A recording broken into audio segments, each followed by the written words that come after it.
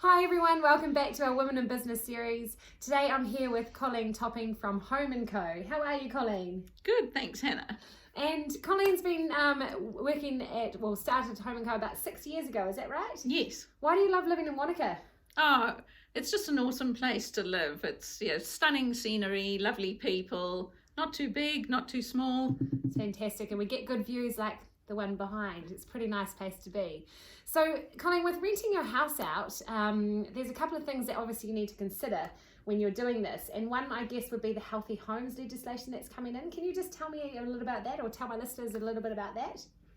Yes, so there are 5 aspects to it, but if I just stick to the 3 main ones, you need to make sure that the heating in your home is correct. So that entails measuring the size of your main living room, and it's a little bit trickier than what you think because you've got to take into account if it's an open plan one and maybe there's no door down to the stairs or the passageway, so you have to include all of that, and then make sure that your log burner or your heat pump is the correct size for that space. So that's heating. Another aspect is ventilation. You need to have ventilation, that means extraction fans in your bathrooms and your kitchen.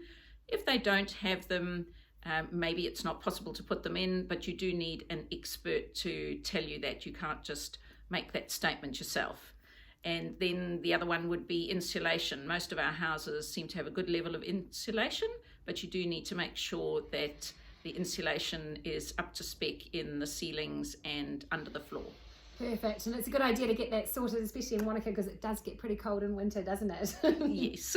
So if I was to rent my house in Wanaka, you would help us organise that healthy home certificate before you rented the property?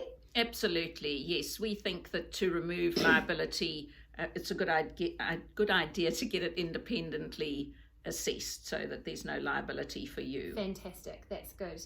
And so if I was an owner and I had a house in Wanaka here, and I was thinking about possibly renting it by myself and not using perhaps your services, what would be one sort of red flag that I should look out for? I think the big one is changing legislation. So the legislation is changing quite frequently at the moment. We've had changes which came in last month in August. There are more changes scheduled for December and more again for February next year. So if you are going to go it alone, make sure that you know what those changes are. There is obviously information available through tenancy services, but just keep abreast of it. We do quite a lot of training and seminars, so make sure that you're attending those as well. Perfect. It sounds like quite a lot of work. I think if I was an owner in Wanaka, I think I might just come and see you to take care of that hassle and then we're done with it. It sounds a lot easier. Absolutely.